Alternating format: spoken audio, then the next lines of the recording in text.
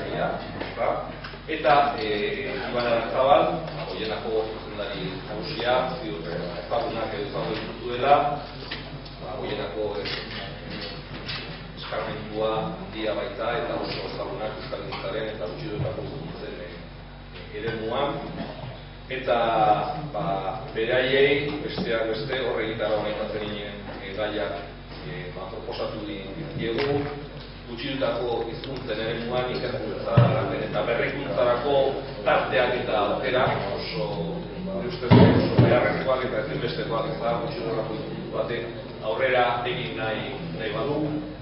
Eta hor, batxeekin ezagutu denunien Goien azpiko zera hori aipamen bat edo beste ingo dugun proiektuetan guk ezagutu denunean interesgarria eta oso beharrezkoa iruditu zitzaiguna, nola garatu berrikuntzarako tarteak, zer nola berritu, nagusitutako hizkuntzen indarren aurrean zeintzuk izan daitezke gutxitutako hizkuntzen aukerak eta arnasuneak. Galdera anitz, galdera asko, sakonak, galdera bakoitzarekin ziur nago hemen hasteak eta haste eman izakegula eztabaidan eta hizketan, ze kontatzen duten. Eskerrik asko, lehendabizi gure gonbidapena onartu izanagatik eta besterik gabe zuena da izan. Bueno, bai, buron, desde luego ni ya.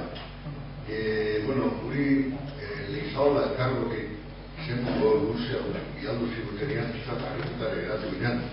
Ez genekien zer zan gure gaurko itzaldiaren zen zan helburu, ezta? Edo Goien azpikoa proiektu aurkeztu, eta hori oso horreza egin dala, eta momentu batean aurkeztu leke, edo beste atera guztia hori erantzun bat aurkeztia. Eta, bueno, garbi esan behar dugu hasi horretik, galdera hori erantzunik ez daukagula. Galdera hori, seguronez, beste galdera batzukin erantzungo digula lehenengo zatik. Baina, bueno, ausartako gara, eta oin azkenuko bi urtetan, hemen dauden beste kide batzuekin, ekimen euskarazko edabideen elkartearen sorrera lanetan ibili gara, ezta? Eta sorrera lan horretan, diagnostiko batekin batera, hainbat erronka jartzen genizkion elkarte berriari eta baita euskarazko edabideen munduari horrean. Eta erronkaien artean bat zegoen esaten zuena, jarduera primarioari eta gozkion lanpostuak sortzeaz gain, soporteko jarduerekin eta batez ere IGG eta marketingarekin erlazionaturiko jarduerak ere indartu beharko lirateke. Eta lesio bat edo indartu beharko lirateke. Ez dakigu nola, ez dakigu nundi kasi ere. Eta orduan, esan genuen, bueno, gurea dugun ausardia horrekin, joan gaitezen maira, eta horra digun hainbat gauza. Geure artean eztabaidatu dugun hainbat gauza, eta kontzeptu horiek edo idea horiek izan dituzela gero baliokuak ekimenek euskarazko eragin elkarte horrek erronka honen inguruan zerbait landu nahi baldin badu beste eragile batzuekin batera lehen ekarteo bezala erabitez, ezta? Eta bueno, hortik hasi ginen, eta hortik hasita hizkuntza gutxitu ez ari garenez, konturatzen gara benetan zer garen, ahulak oso, eta IGG esparroetan oso ibilbide gutzarekin eta aukera gutxirekin gauden mundu honetan, ezta? Azterketa badago 2008koa da The Size of the Language Industry in the Europe Union, nire parkatu nire pronunciazioa.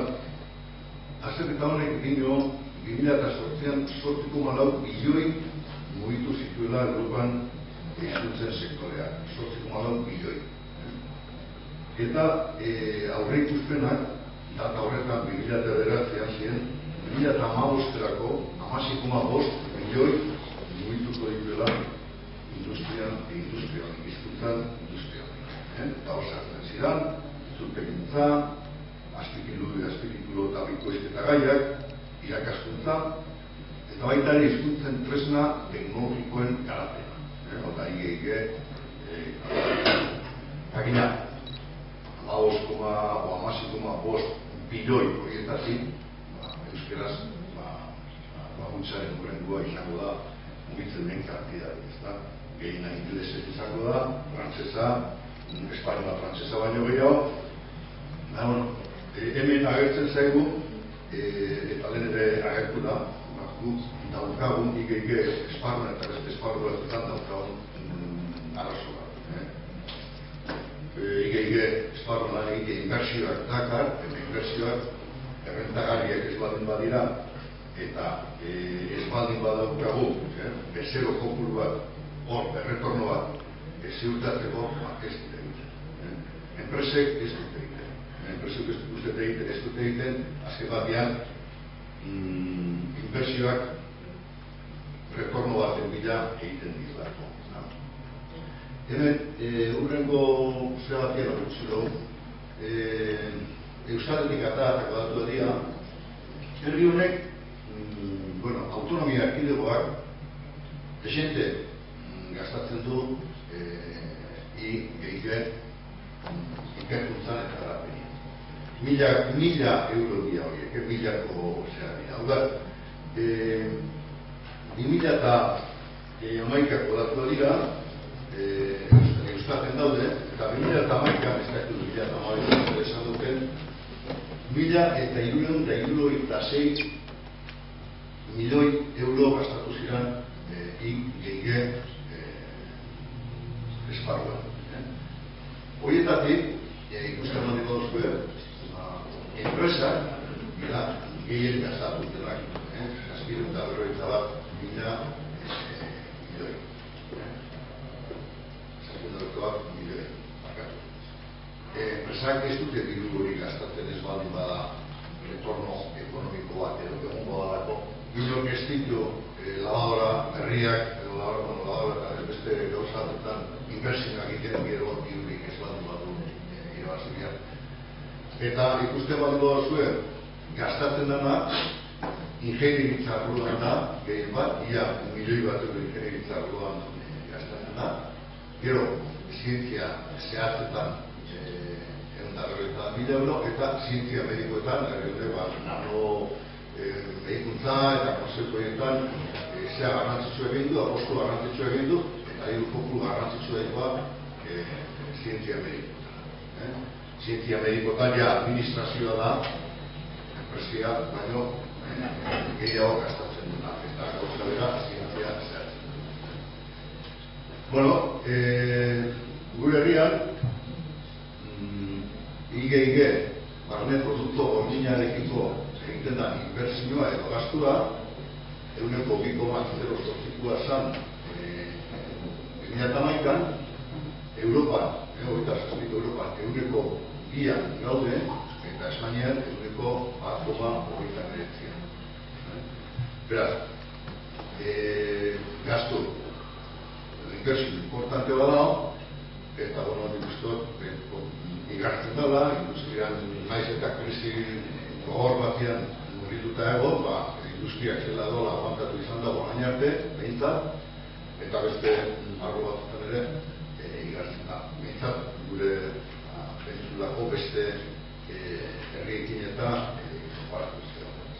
IG, inbertsio, etorkizuneko inbertsio.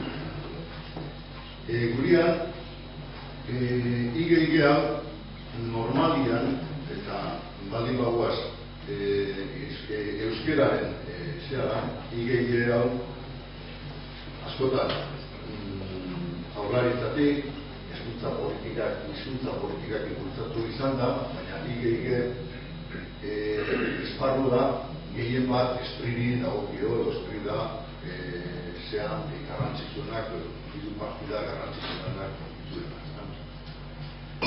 Eta guk pentsatzen dugu IG euskeraz garrantzia ere garrantzitsu dela. Esan genezake beste batzuk armau dezatela eta kopiatuko dugu hori ondo, nago besaten zuenak inventen ellos. Baina, inventen ellos horretan, gure hizkuntza eskutu garatuko, gure hizkuntza,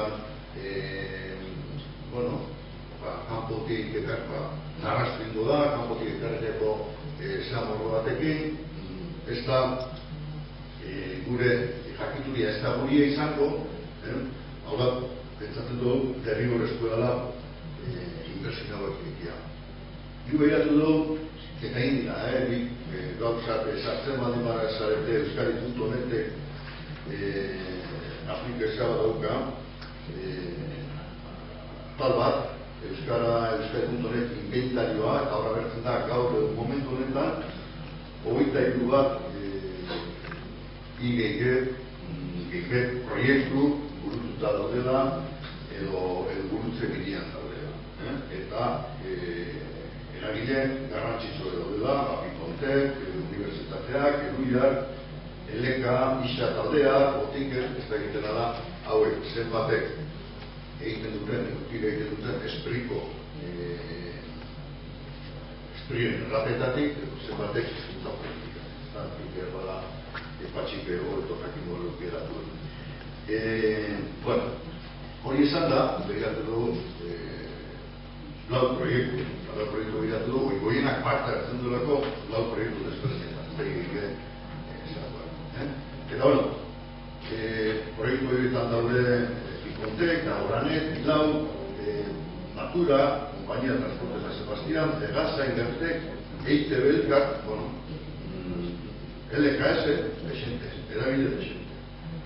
Eta zer gertatzen da, lau proiektuak erderaz edo gazteleraz garatzen ari dira, edo gazteleraz lantzen ari dira. Eta, eta galdetzen dut azeatik, eta kontxe bat parteide batek ez daki euskeraz, edo atzertik edo estatutik finantzatutako proiektuetan euskeraz ezagiten parteideak sartzen direlako, edo sprint proiektua balioztatu gartunak ez daki euskeraz, edo sprik edo administrazioaren kopiatik bezala. Hau, zikintzen dugu, baina hemen segunez beste gauza bat faltako da. Eragileen borondatia proiektu horiek euskeraz ekaratzeko. Eragile gehienak ikai baldin badira proiektuarekin aurre egiteko hizkuntza horretan, litzateke arrazoik egon dira, egon biharren dugu itzapenak, eta aurre egin. Hau pixka da, esan digun, doia kanpora botatzea. Esprit edo administrazioaren enfokian sartzen garenean,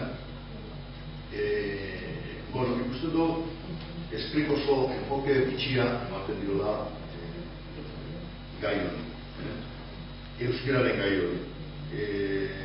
Agenda digitala 2015 da txosten bat, egun da horretan teorialdeko txosten bat, eta ez dakit uzatik, baina euskera turismoarekin lotzen du. Atal berdinian da hor. Ez du, pentsatzen ez du uste, euskera den esan dugun hizkuntzen industriako osea bat izan daiteke. Da turismoa eta turismoaren zat. Turismoak ikusi da izen, hemen hola inteitzen dugun euskaz, hola da un poco, eta ez nabil ez erazpa. Zabatu irakurriko ditut, ez eta honako hau irakurrik. Euskadi informazioan gizarte esparruan erreferentziazko puntu moduan kokatzeko konpromisoarekin eta esparru honetan daukan etorkizuna eraikitzen jarraitu nahirik, planari emandako ikuspuntu berriak jauzi esponentziala egin nahi du. IKT, lehiakortasuna eta fizikalitatea hobetzeko ematen duten aukeraren maksimizazioan oinarrituta, haien aldeko jarrera utziz, jarrera hori indartuz, ez bakarrik EAeko gizartean Europako mailatara hurbiltzeko, bai eta esparru horretan erreferentziazko eredu bihurtzeko. Eta gero jarraitzen du. Erronka, eta Euskadik ezaugarri hauek iristea. Bat ezaugarri jartzen dugu, erabilpena eta beste bat, pertsona guztien inklusioa eta erabilterraztasuna sustatzea, eta turismoko eta euskal kulturako baliabideen kokapena eta erapena hobetzeko konpromiso sendo bat edutzea. Eta horrek, eskat, atentzio ematen ditu, ezta? Eta hain da, jarraitzen dagoen eta lotura estu egiten dagoena, Euskadi sarean komentatzen duenean, ardatz bezala, ardatza Euskadi sarean, esaten du ardatz horrek helburu hirukoitz bat proposatzen zuen Euskadi interneten daukan presentzia handitzeko. Ezarritako helburuak 3 esparru nagusitan zentratzen ziren. Euskararen eta euskal kulturaren presentzia aberats, dinamiko eta jarraitu bat, aitzen atxikitzea interneten eta bitarteko digitaletan. Euskal herritarrei esperientzia digital oso bat bermatzea euskeraz, eta Euskadi bisitariei eskaintzen dizkien turismo aberastasunak eta baliabideak ezagutaraztea. Pentsatzen dugu, gure momentu honetan, Spring eta IKT buruz eta IKT eta pasatu nahi zuten, IGG-tik IKT eta daukan enfokia ez dala IGG eta eragileen esparru dagoen lortzeko edo hizkuntza gutxituen esparru dagoen lortzeko eta garapen sendo batera eramateko. Pixka bat, erlazionatzen gaitu turismoarekin, eta ez du, zeak ere holako dira. Jartzen dituen adierazleak ere horrelako dira. Adierazleak, web horrian euskara erabiltzen duten establezimenduak 130,10 errekobalio bat egitea gaur egun, gero ikusiko dugu buruz beste zehatxoa, eta 2015-ako 140 helburua. Ez da, etzeko iruditzen oso helburu ambiziosoa danik. Interneten biltzeko euskara erabiltzen duten 25 gorako biztanleko 123,3 eta 125. Gero, euskaraz eskuragarri dauden erabilera unibertsaleko aplikazioak entero, eta 2005-ako eta Euskadiko turismo atariak egunero jasotzen dituen biziten urteko bat azbestekoa 1597 eta 2015-ako 2000. Eta Euskadiko turismo atariak jasotzen dituen nazioarteko bizitak 22,09 eta 22,5. Hau, euskera eta turismo nahazte honek, pixkat sortzen dugu ondo ez bat, zer gara, zertarako ari gara lanean, edo zer ari gara egiten. Kanpo joek, kanpotarren nola ikusten gaituzten ikuskera hori hobetzeko bakarrik. Hori behar bada, izan barko ezake euskarazko edabideek, geure ekimen, zea elkarte berri horretatik, egin ezakeen ekartzen bat, aportazio bat, gogoeta bat, gauza hori aldatzen dut. Eta esaten duen, honek 2015-erako dauka helburu bezala honeko 40ko web horriak euskaraz agertzen duten establezen dituen zehazta. Gipuzkoakoak ekarri ditut. Eta Gipuzkoan eskualdez zer gastatzen da IGG zerran, barne produktu gordinarekiko, eta zenbat 10 langiletik gorako enpresen, porcentaki euskarazko duguna duten enpresen porcentaki. Eta uste dut, ebagoinean, 9,9 gastatzen dara IGG-ean, eta enpresen 9,15,7 daukala euskarazko dugune bat. Bigarren, 10 langiletik gorako, bigarren eskualdea, zerran bideoi hasikoak eskonizor jandalako bideoan, horretazio puntu batzuk, ditzake hizkuntza ez hegemonikoen jakintza tokerako gunea, hori da definizio Europako moduan edo erabilera proiektu hau egunean. Euskeratik lan egingo da gure bat, baina beste hizkuntza guzti zabalik egongo da, hori materiain bat, eta pentsatzen dut ez hegemonikoen arteko truke hori izan daitela hainbat hizkuntzakin. Zaterako dokumentuan hainbeko zerkiduak indietan, asturiasekin, gallegoekin, katalanekin, etxikez. Bereziki eragileak eta ikateak hizkuntza hartainetan daken eragina aztertzeko. Ikusi duzu azterleku hori bat dola, laborategi bat planteatzen da, eta laborategi hori ditzake aurrera hauen beharreko inbertsioetan errezago aztertatzeko moduko laborategi bat. Data lortuta, ikertuta, teorizalatuta, beste bat zer egiten behar duen ikusita. Ikusi duzue Katalan azten bat datu ginetorri dian ez da. Guk ez da oso delatu. Eta oso importantia da datuekin eitzia kudeaketan, zer ez dela inklusioen egin da, batzutan azertatzen dut, eta beste duzan ez gu geute, enpresa moduan, ez du azertau batzutan, eta horrek eskatzen da, inbertsio batzuk, zutara batatzen.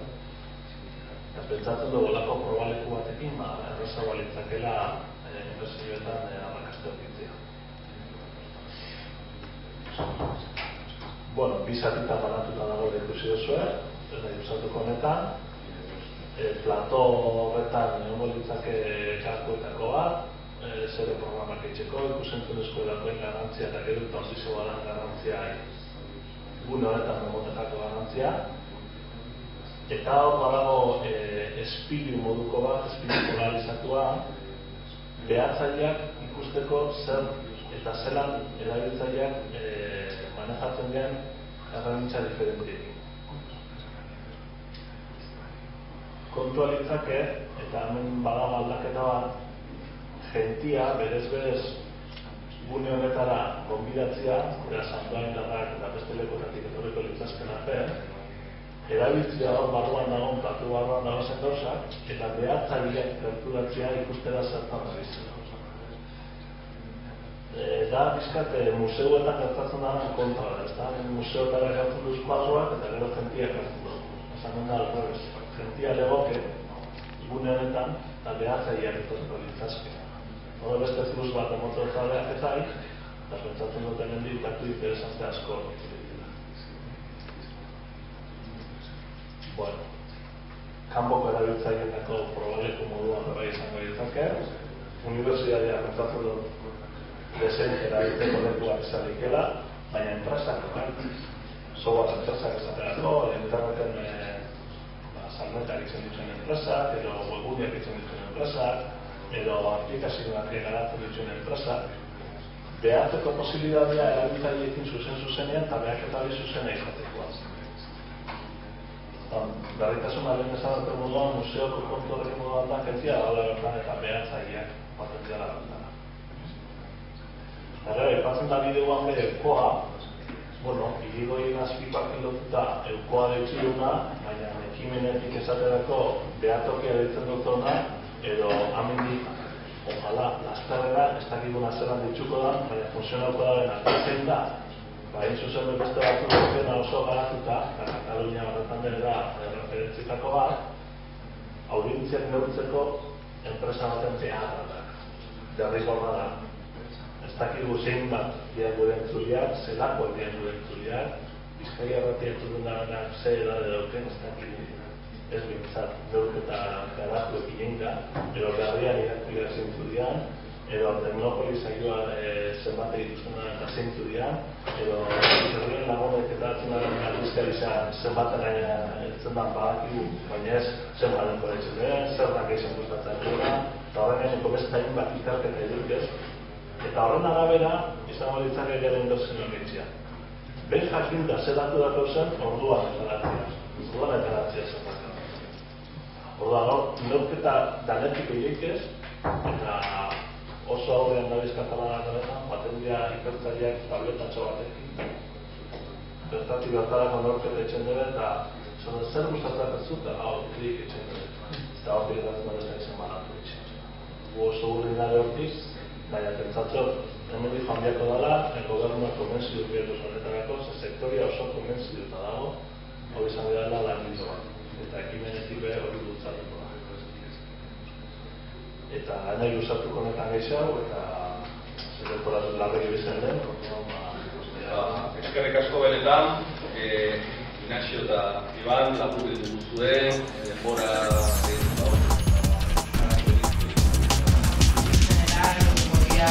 aportar en este caso para explicaros el caso gallego, el que supongo que tenéis algunas ideas con respecto a la lengua. Por ejemplo, nosotros partimos de una situación en la que la práctica totalidad de la población entiende gallego, en la que ahora varias generaciones han sido escolarizadas en gallego y en el que aún 6 de cada 10 gallegos es monolingüe en gallego, el 13% es monolingüe en castellano y en el medio pues tenemos un porcentaje de gente que es bilingüe, que utiliza, pues con esa situación diglósica que tenemos, una u otra lengua alternativamente. Esto si tomamos Galicia como conjunto, si nos vamos a las ciudades en las que cada vez hay más población fijada, ya nos vamos a una mayoría de personas que son monolingües en castellano y tenemos pues con ese cambio tan rápido que se ha evolucionado en las últimas décadas de fijación de población rural en las ciudades y que ha coincidido con un cambio en muchos ámbitos y también con la ruptura de la transmisión generacional de la lengua. Con respecto a los medios, y hablando del marco legal, pues como en el caso de otros territorios con lengua propia, tenemos desde principios de los 80, por lo menos un marco en el que sí movernos y hacer cosas, desde el Estatuto de Autonomía, desde la Ley de Normalización Lingüística, del 81 y 83 respectivamente, se marcaba que la Administración Autonómica tenía la potestad y la obligación también, por un lado, de crear medios en la lengua propia y por otro lado, de fomentar económicamente la utilización del gallego en otros medios, ¿no?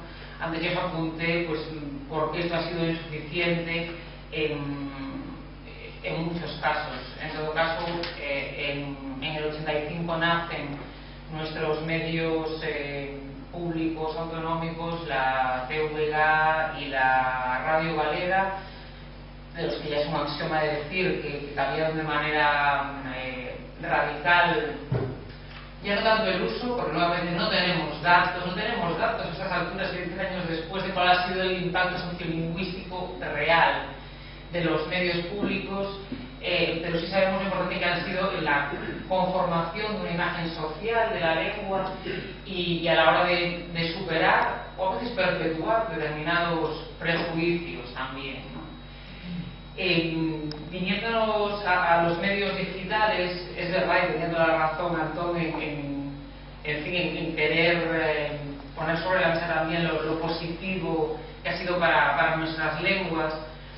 Desde luego, por un lado, no hay vuelta atrás, si es que tuviese que haberla, y tampoco creo que haya necesidad de ser apocalípticos, pero en nuestros casos sí que el nacimiento del entorno digital hizo posible, por una parte, que se hiciese pública toda esa conversación privada que ya había en gallego, catalán o euskera y que no tenía muchas veces una traslación en los medios tradicionales, porque a pesar de la importancia y de la dimensión que pudiesen tener los medios públicos en nuestras lenguas, esa multiplicación de actores, esa fragmentación de audiencias volvía a arrinconarlos, ¿no?, en una esquina. Nunca tanta gente ha escrito en gallego como se escribe desde que vivimos en este entorno digital. Han promovido, además, que ha hecho posible otras maneras de producir contenidos e información, por un lado de manera colaborativa y muchas veces voluntarista, pues también en el caso de la Galipedia gallega, o en el caso, por ejemplo, de la traducción. Nosotros estamos aún traduciendo Twitter a gallego después de una campaña también de varios meses, o a la creación meses después del nacimiento, por ejemplo, de Menean en español, que era la versión en español de Dimo, agregador de noticias, pues de Chuza en el caso gallego, y gracias pues a que el código fuente de Menean estaba abierto y por tanto posibilitaba el hecho de que usuarios lo llevasen en sus propias lenguas. Y también nos ha permitido, curiosamente, vertebrar más a un país que tradicionalmente ha estado muy poco vertebrado, y no solo hacia el interior, sino también hacia el exterior. Es curioso que en muchos casos, en distintas fases de creación y desarrollo de este entorno digital, los early adopters gallegos han sido gallegos de la diáspora. En Euskadi hay unos cuantos, en Cataluña otros cuantos. De hecho, algunas de las experiencias, ya no solo en el entorno digital, sino en los medios de comunicación convencionales, también nos llegaron de fuera, de los gallegos en la diáspora. Y esto nos ha permitido mantener los lazos y mantener la conversación sin que el territorio físico, sin que el entorno físico fuese un impedimento tan grande como podían serlo en otros momentos. Y nos ha permitido también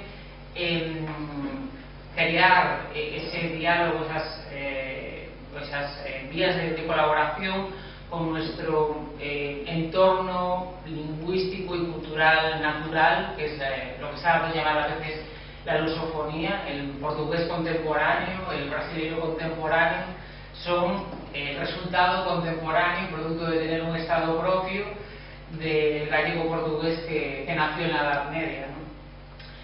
Y por lo tanto, en ese marco en el que tenemos por un lado pues medios monolingües en galego importantes socialmente, la Televisión de Galicia es la segunda autonómica más vista del Estado después de TV3, la tercera más vista en Galicia después de Televisión Española y Telecinco en estos 2 últimos años.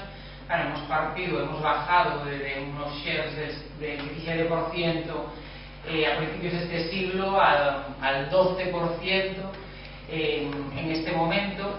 La Radio Galega, pues como segunda emisora más escuchada de Galicia, después de la cadena SER, pero pues con esa dependencia grande aún de los medios públicos y con un sector privado que ha sufrido mucho, que ha sufrido más en el caso de los medios gallegohablantes, estas crisis varias que se nos han juntado en los últimos años.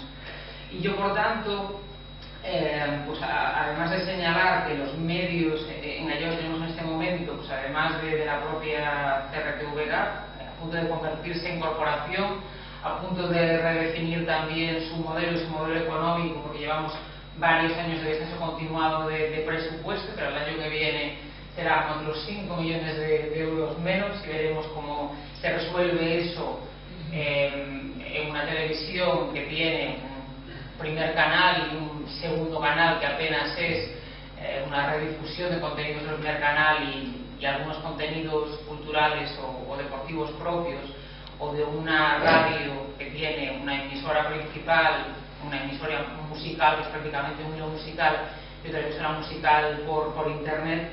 Pues tenemos pues la desaparición de intentos como Xornal, un periódico en papel, o como Vieiros, un portal y un medio en internet, otros como Praza o como Sermos Galiza, Galicia Confidencial, y después micromedios, o bien temáticamente especializados o bien geográficamente especializados, como Disque Cool, o Que Pasan a Costa, o SIL, o blogs que han devenido casi en micromedios también, como Capítulo Cero, especializado en patrimonio o en gastronomía. Por este lado, creo que lo que tenemos que hacer es crear medios con un enfoque pensado para ese proyecto, para este soporte digital y para este entorno digital. Y por eso hablaba yo antes de, evidentemente, la necesidad de estar en las redes sociales, pero también de pensar para qué queremos estar en las redes sociales y en este entorno, de qué vamos a contar y cómo. Y esa experiencia de pioneros, el hecho de que en el entorno digital muchas veces pues en los medios en gallego los que primero llegaron, los que primero buscaron cómo contar el mundo y Galicia en el entorno digital antes que los medios convencionales, antes de que ellos estuviesen con webs o con una manera de comunicarse en este entorno, pues va a haber que volver a hacerlo otra vez, y los periodistas tenemos que preguntarnos también, y los medios, qué es lo que tenemos que aportar en un entorno de este tipo. Y por supuesto sí, hay que pensar en modelos económicos viables, en pensar cómo utilizar esas alternativas de mecenazgo que están funcionando relativamente en un entorno difícil, y también cómo utilizar en nuestros medios y en nuestras potencialidades las posibilidades de la publicidad en Internet, además del apoyo que pueda venir de las instituciones, que en nuestro caso siempre ha sido pequeño, insuficiente, mal enfocado y que además no ha sido sostenido en el tiempo, lo que ha provocado pues, los problemas que antes os decía, ¿no? De medios que se sobredimensionaron en momentos de mayor apoyo institucional y que después perdieron pie cuando esos apoyos pues, se hicieron más pequeños y menos importantes. Muy bien, muchas gracias. Belén, Antón, rápidamente. Sí, yo lo que voy a contar es los proyectos más relacionados con el mundo digital que tenemos en este momento en la Dirección General. Se inscriben en el Plan Digital del Gobierno, que es un plan de tecnologías de información y de comunicación que abarca todos los ámbitos, transversal, y en dos agendas específicas del Departamento de Cultura, una estrictamente lingüística y una dedicada al ámbito empresarial. Como proyectos que ya tenemos en marcha en este momento, tenemos algunos que arrancan de 2007-2008 como el buscador. O sea, el objetivo principal es dar autonomía a los usuarios, porque en un entorno donde cada vez más las voces se multiplican, como en el entorno digital, tengan autonomía para resolver sus problemas lingüísticos, lo que les puede llevar a dudar a la hora de usar el catalán. Tenemos un buscador de dudas lingüísticas que se llama Optimón, que tiene mucho éxito. Se han hecho ya más de 52 millones de consultas. Sirve para cuando una persona tiene una duda lingüística, como se escribe A o B, pues pregunta ahí, se una boquita como la de Google, escribe, y eso le da la respuesta. Es un proyecto consolidado. En cambio, estamos cerrando los traductores automáticos. ¿Por qué? Porque en el mercado ya hay traductores automáticos competitivos en catalán. Básicamente, el más conocido es el de Google Translate, traduce al catalán, traduce bien. El que teníamos nosotros lo cerramos. Mantenemos uno que sirve para hacer traducciones al occitano, que como sabéis es lengua oficial en Cataluña, porque se habla en un territorio concreto que es el Valle de Arán. Entonces, ese traductor lo mantenemos.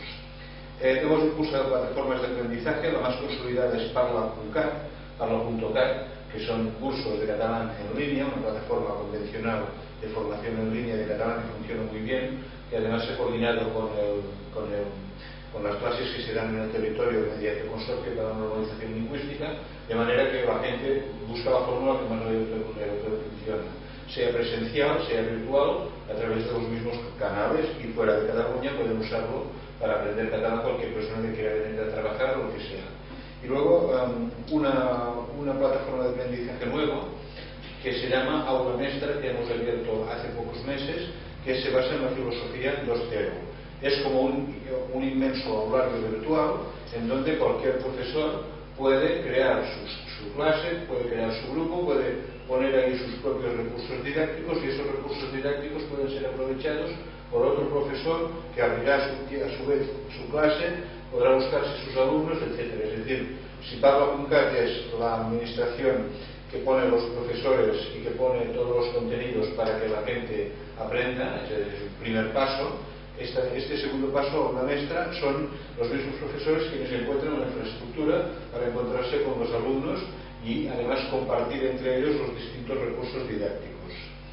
Se han abierto datos, teníamos muchos datos terminológicos impulsados por el Termcat, que es el organismo de terminología que hay en Cataluña.